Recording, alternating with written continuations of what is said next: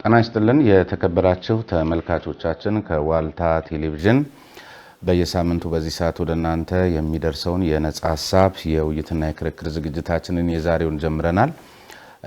በየሳምንቱ የሚተላለፈውን ማለት ሰሞኑን አልነበርኩም ከረፍት በኋላ ዛሬ ተገናኝተናል። ስሜ ነባይ ፈርስ ነኝ። አብራችሁኝ እንድትቆዩ በአክብሮት ጋብዛለሁ። የዛሬው እንግዳይ ወቅታዊና ሰሞንኛ አጀንዳ በሆነው በአገራዊ ምክክር ጉዳዮች ላይ ያጠነጠነ ነው የሚሆነው። ስለዚህም የምክክር ኮሚሽነሩን ኮሚሽነር በርከት ያሉ ኮሚሽነሮች ናቸው። ከነዚህ መካከል እንግዲህ ኮሚሽነር አምባዬ ኦጋቶን እዚህ ጋብዣለሁ። እንኳን ደህና መጡ። እንኳን ደህና ቆይ። እሺ ጉዳያችንን መጀመሪያ ያለብን በርከት ያላችሁ ናችሁ ኮሚሽነሮች፣ አንድ ዋና ኮሚሽነርና ወደ 10 የምትደርሱ ይመስለኛል። 11 ኮሚሽነሮች ያሉት የምክክር ኮሚሽን ነው። 11 የመሆናችሁ ምክንያት የተለየ ምክንያት አለው ወይ? በዘርፍ ተለያይታችሁ ነው? ምንድነው 11ዳችሁ ምንድነው የምታደርጉት? የስልጣን ደረጃችሁ በራሱ ምንድነው? አመሰግናለሁ። መጀመሪያ በፕሮግራም ላይ እንዳርገ ስለጋበዝከኝ። ኢትዮጵያ ሀገራዊ ምክክር ኮሚሽን 11 ኮሚሽነሮች አሉት። በአንድ ዋና ኮሚሽነርና በምክትል ዋና ኮሚሽነር የሚመራ 11 ኮሚሽነሮች ያሉት ነው። እንግዲህ 11 ለምን ሆነ የሚለውን እኛ ተሰይመን ስለገባን ምንም አይነት ሌላ ኢምፕሊኬሽን ያለው አይመስለኝም። 11 ኮሚሽነሮች ለማንሳት የፈለኩት የዘርፍ ልዩነት አለው ወይ? የስራ ክፍፍል አለው ወይ? ወይስ ለምሳሌ የስራ መደበላለቆች ቢመጡ የስልጣን ተዋረዳችሁ የጎንዮሽ ነው ወይስ ቨርቲካል ነው የሚለውን ለማወቅ ፈልገን ነው። የስልጣን ተዋረዱ የጎንዮሽ ነው። ሁሉም ኮሚሽነር እኩል የሆነ ስልጣን አለው። ነገር ግን ከተሰየምን በኋላ የስራ ክፍሎችን አድርገናል ራሳችን። በተለይም ደግሞ 3 መሰረታዊ በሆኑ ነገሮች ላይ ክፍፍሎችን ራሳችን ተነጋግረን አድርገናል። አንደኛው ሊደርሺፑን የሚመራ ወይም አመራሩን በተመለከተ የሚያሳልጥ አካል አለ። ሌላው ደግሞ ሂደቱ ምን ይመስላል ፕሮሰሱን እንደሆነ ከሀ እስከ መጨረሻው ድረስ ያለውን የሚያሳልጡ የተወሰኑ ኮሚሽነሮችን እዛ ላይ አድርገናል። ሌላኛው ደግሞ በሚዲያና ኮሚኒኬሽን ላይ የሚሰሩ ያንን የሚያሳልጡ ኮሚሽነሮችን ሰየመናል። ስለዚህ የጎንዮሽ ነው። ነገር ግን እኛ ከገባን በኋላ ያደረግነው ስራ ነው። ስራ የበዛባችሁ የሚመስል ነገር እየተመለከትን ነው። እርሶም አልነበሩም፣ ወደ መስክ ወጥተው ነበርና ምንድነው እስቲ ሰሞኑን የተለየ ነገር ስታደርጉ የነበረው? የት አካባቢ ነበራችሁ? ዋና ኮሚሽነርም ሰሞኑን መግለጫ የሰጡ ይመስለኛልና እሱን በተመለከተ አጠር ያለ መነሻ ቢሰጡኝ ሌሎች ሐሳቦችን ለማንሸራሸር ያግዘናል። ከመጀመሪያ ጀምሮ ብዙ ስራዎች እየተሰሩ ነው ያሉት።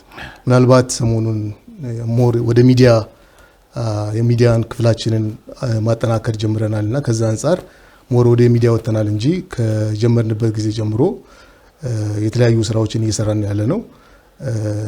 እኔም ወደ ድሬዳዋ አካባቢ ነበርኩኝ ከተለያዩ ባለድርሻ አካላት ጋራ በተለይ ሀረርና ድሬዳዋ የሀገር ሽማግሌዎች ጋራ የተለያዩ የግንዛቤ ማስጨበጫ ትሬኒንጎች ነበሩ። እሱን ለማድረግ ሄጄ ነበረ። ከዛ ደግሞ እንደመጣሁኝ ጅማ አካባቢ ነበርኩኝ። ጅማ ላይ ከ700 በላይ የሚሆኑ ተባባሪ አካላትን እያሰለጠን ነበረ። ኦሮሚያ ውስጥ የምክክር ሂደቱን ለመጀመር ተሳታፊዎችን ለማሰራት ለመምረጥ ስራዎችን ጀምረናል። እዛ ነበርኩኝ እኔ። ሌሎች ኮሚሽነሮችም በአዲሶቹ 2 ክልሎች በመካከለኛው ክልል በአፋር ላይ በሶማሌ ላይም እየተሰሩ ነው ያሉት። ከዚህ አንፃር ምናልባት ወደ ሚዲያ ሞር ሆነ ወጥተናል እንጂ ስራዎቹ እስካሁን ድረስ አልቆሙም። እንግዲህ አንድ አጀንዳ የመቅረጽና የተሳታፊ ልየታ በተለይ የሚል ነገር ነው ከዋና ኮሚሽነር መግለጫ ላይ የተገነዘብኩትና እዚህ ላይ 1-2 ነገር ማንሳት ፈልጌ ነው። በመሰረቱ እንግዲህ አሁን ለዚህ ለብሔራዊ ምክክር ኮሚሽን መቋቋም መሰረታዊ ምክንያት ከሆኑት ጉዳዮች መካከል ነገሮችን በሐሳብ በውይይት መፍታት ሲቻል ነፍጥን ማንሳትን፣ ግጭቶችን ማባባስን ምናምን የተመለከተ ነውና አሁን ቢያንስ እንኳን ስራችሁን ስትጀምሩ ወደ ዋናው ጠበኞች አይደለም ሄዳችሁት።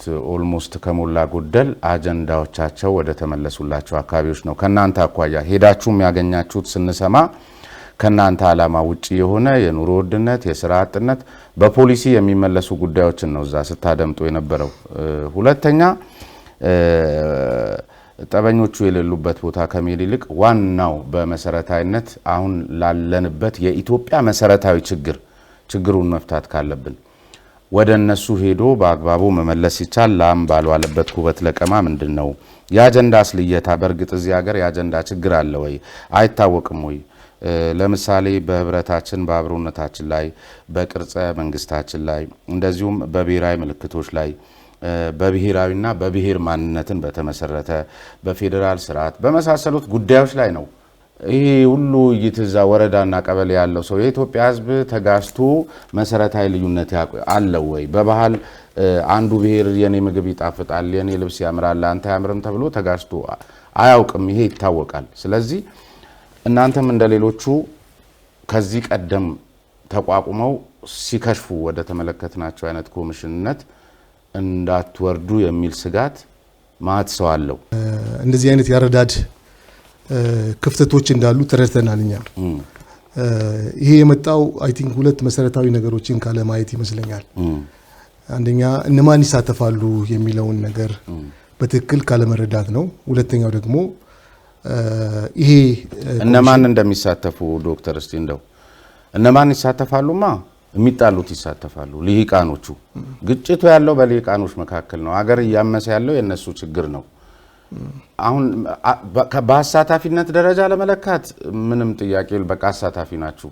ግን እነማን ይሳተፉ ማለት አሁን ምን አይነት እንደው ለመሰብሰብ እንኳን የሚቸግራችሁ ሰው ነው። አሁን እዛ ቢሰበሰብ ስለ ኑሮ ውድነት ስለ ምናምን ስራ አጥነት ምናምን አሁን እሱ ነው ያጋጨን እንደሱ ብለን ነው እንደው መለየት ያቅታችኋል በራሳችሁ።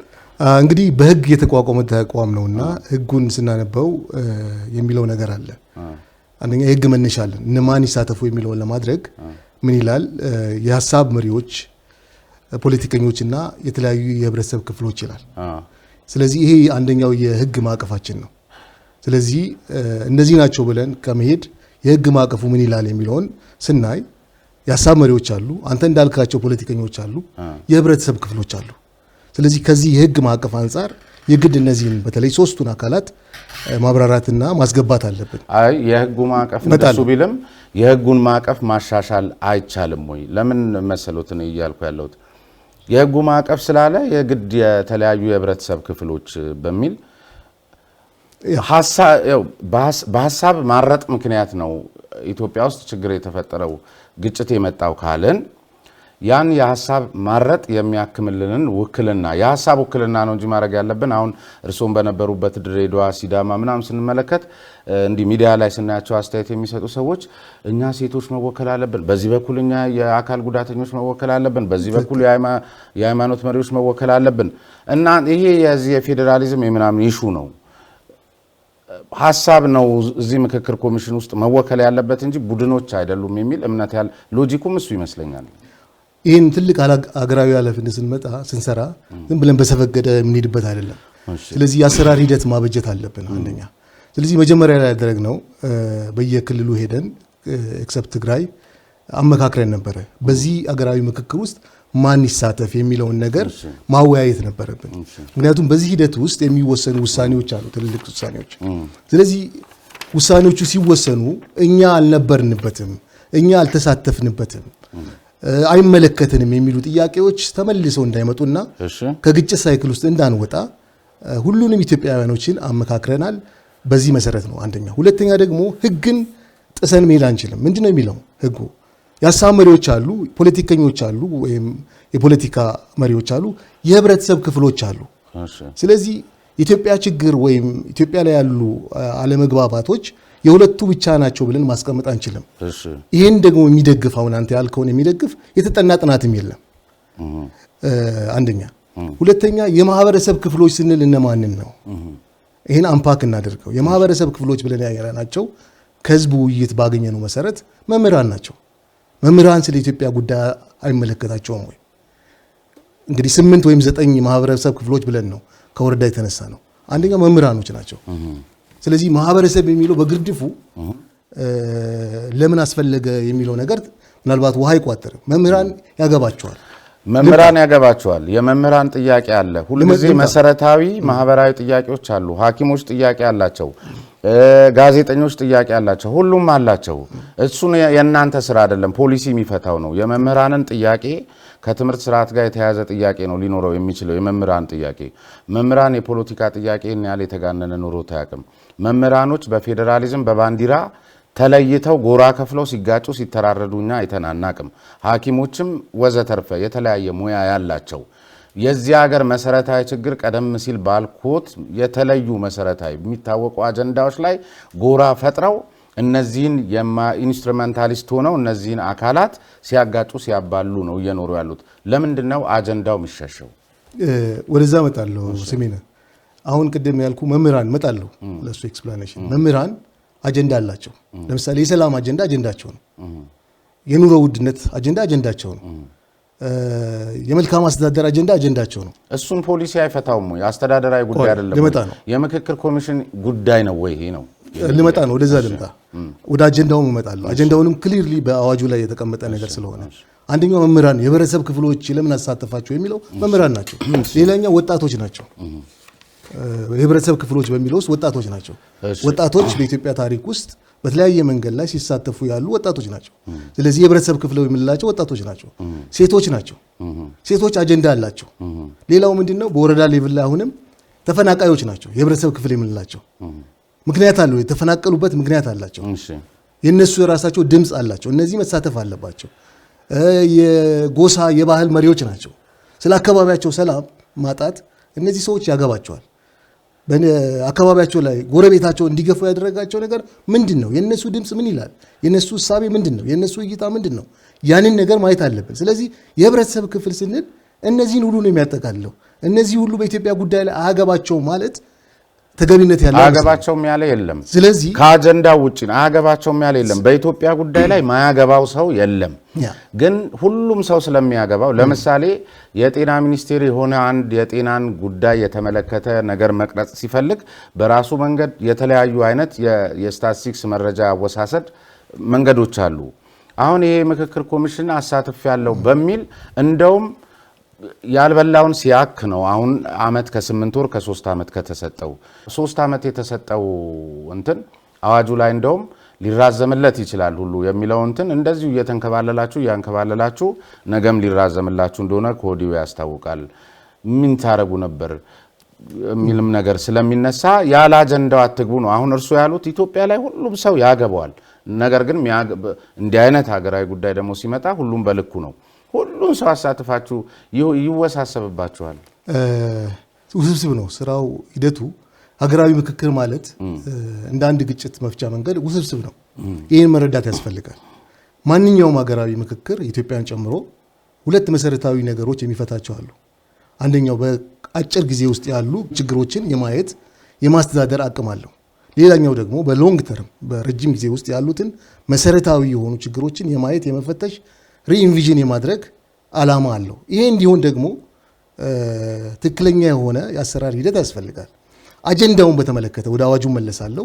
እጅግ መሰረታዊ ሀገራዊ ጉዳዮች ናቸው አጀንዳዎቹ። አትሊስት ሰፋ ያለ የአጀንዳ ማዕቀፍ ይሰጣል አዋጁ። እጅግ መሰረታዊ የሆኑ ሀገራዊ ጉዳዮች፣ እነዚህ ነገሮች ማን ነው የሚያገቡት? እርስዎ እንኳን በራስዎት ይሄን የአጀንዳ ችግር አለባት ብለው እርስዎ ያስባሉ? ሸሽተነው በማይመለከተን እየገባን እንትን ለማለት ካልሆነ በስተቀር አደናቁረን አብረንም እንዳንደናቆር ካልሆነ በስተቀር ምናምን ጥግ ምናምን መሄድ ይሄን ያህል ይጠበቅባቸዋል። በመሰረታዊነት ስሜን ምን መሰለህ፣ አሁን አንተ የምትለው ውጤቱ ላይ ቶሎ ደርሰን እንትን እንበል ነው። በሂደት የሚገኙ ውጤቶች አሉ። የሀገራዊ ምክክር አንዱ ውጤት ሂደቱ ራሱ ነው። እኔ ተሳትፍ ያለው ማለት መቻል አለብኝ። እጅግ መሰረታዊ ሀገራዊ ጉዳዮች ምንድን ናቸው? አቅልለን አንመልከታቸው። በእነዚህ ጉዳዮች ላይ ለረጅም ጊዜ ኢትዮጵያውያኖች ያልተስማሙበት ነገር አለ። ስለዚህ ይሄንን ነገር ለመፍታት እነከሌና እነከሌ የሚባሉት ብቻ አምጥተን አይደለም። ምክንያቱም እኛ የለንበትም የሚል ጥያቄ አለ። ቢያንስ ግን ከነከሌና ከነከሌ መጀመር የሚያስችላችሁ መሰረታዊ ደግሞ ጉዳይ እኛ ቢያንስ ለናንተ እናንተ ላይ ተስፋ ማድረግ እንድንችል በዚህ ሰዓት ላይ አሁን ይሄ አጀንዳ ልየታውን ትንሽ ልናምናችሁ በተገባ ነበር። ላም ባላሉበት ኩበት ልቀማ ሆኖባችሁ ግን አሁን ብዙም እንደውም ከሞላ ጎደል አጀንዳዎች የተመልሷል ወደሚሉ አጀንዳቸው ስለነበር አይደል ክልሉን ብለው ሲዳማ ክልል ሆኗል፣ ደቡብ ኢትዮጵያ ክልል ሆኗል። ከሞላ ጎደል አጀንዳቸው ከተመለሰባቸው አካላት መጀመራችሁ በራሱ ያስጠረጥራቸዋል። እዚሁ ላይ አያይዘው ይመልሱልኝ። ቀደም የተለያዩ የህብረተሰብ ክፍሎች የሚል ነገር አለ። የተለያዩ የህብረተሰብ ክፍሎች ውስጥ እነዚህ ትጥቅ አንስተው የሚታገሉ ኃይሎች የሉም ወይ? እና ሁሉንም አመካክረናል ብለውኝ ነበረ ቀደም ሲል። እነሱን አመካክራቸዋል? አሁንም መሰረታዊ የሆኑ የአገባብ የመረዳት ስህተቶች ስላሉ እዛ ጋር ላስተካክለው። ሂደት አለው። ይሄ ፕሮሰስ ሂደት አለው። አንደኛ ከወረዳ ይጀምራል። ከወረዳ ሲጀምር ከወረዳ የሚሳተፉ አካላት አሉ። ይህንን ስናደርግ 8 ወይም 9 የተባሉ አካላቶችን አግኝተናል። ቅድም የጠቀስኩልህ ማለት ነው። እነሱ ናቸው። በክልል ደረጃ ስንመጣ ደግሞ ጋዜጠኞችን ጨምሮ የፖለቲካ ፓርቲዎችን፣ የሲቪክ ሶሳይቲዎችን ብዙ ሊስቱ በጣም ብዙ ነው። 21 የሚበልጡ ሊስቶች አሉ እዛ ውስጥ የሚካተቱ የሃይማኖት ተቋማት፣ ሁሉም እዚህ ውስጥ ክልላዊ የፖለቲካ ፓርቲዎች አሉ፣ ሀገራዊ የፖለቲካ ፓርቲዎች አሉ፣ ታዋቂ ግለሰቦች አሉ፣ ተጽዕኖ ፈጣሪዎች አሉ። ከዛ ደግሞ ሁሉንም ሰብስበን በፌዴራል ሌቭል ላይ የምናመጣው ምክክር አለ፣ የሁሉም ወኪሎች ተሰብስበው አንድ ላይ የሚሆኑበት። ስለዚህ በዚህ ሂደት ውስጥ ነው ሀገራዊ ምክክር አደረግን የምንለው። አንደኛው ማድረግ የሚፈልገው ማንኛውም ሀገራዊ ምክክር በመንግስትና በህብረተሰብ መካከል ያለውን ማህበራዊ ውል ማፈተሽ ነው። ስቴት ሶሳይቲ ሪሌሽንሺፕን ወይም ሶሻል ኮንትራክትን መፈተሽ ነው። ይህ ሲደረግ ደግሞ ጥቂት ሊቃኖች ብቻ ተሰብስበው የሚያደርጉት ነገር አይደለም። ስለዚህ ኢትዮጵያውያኖች ተሰብስበው እንግዲህ በመንግስትና በህብረተሰብ መካከል አለመተማመን ነግሷል። ኢንስቲትዩሽኖችን አናምንም። ስለዚህ ይሄ ሁሉ ነገር ነው መፈተሽ ያለበት። በዚህ ሂደት ውስጥ ለመሄድ ደግሞ ቅድም ያልኳቸው ባለድርሻ አካላቶች ሁሉ ያስፈልጋሉ። ወደ ጥያቄ እመጣለሁ። ነፍጥ ያነገቡ አካላቶች ማንንም በዚህ ሂደት ውስጥ አናገልም። እነሱም አጀንዳ አለን ብለው ነው ወደ ጫካ የገቡት።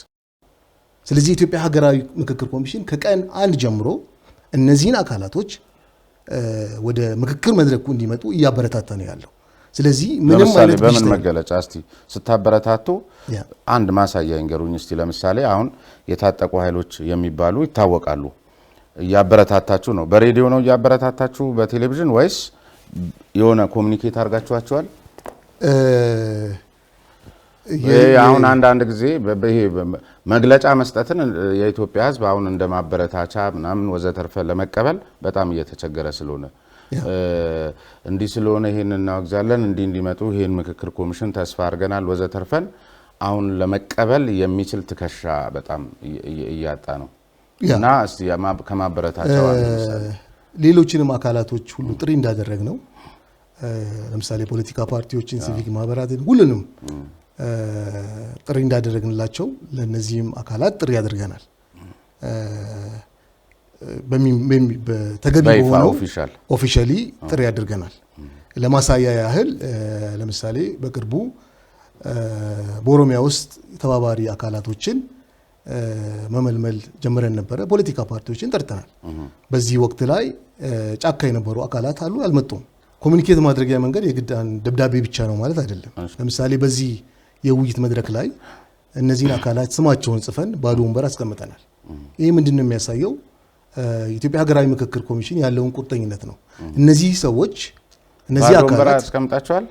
ማን እንዲመጡ ስማቸውን ጽፈን አስቀምጠናል። ምንድነው ኤኒ ታይም በሚመጡበት ሰዓት ላይ በዚህ ምክክር ኮሚሽን ሀሳባቸውን ማቅረብ ይችላሉ ነው። ሀሳብ አላቸው፣ ሌጂቲሜት የሆነ ሪኮግኒሽን የሰጠናቸው ሀሳብ አላቸው፣ ሌጂቲሜት የሆነ ሀሳብ አላቸው፣ ኮዝ አላቸው። ስለዚህ እኛ እነዚህ ናቸው ብለን ሌብል አናደርግም።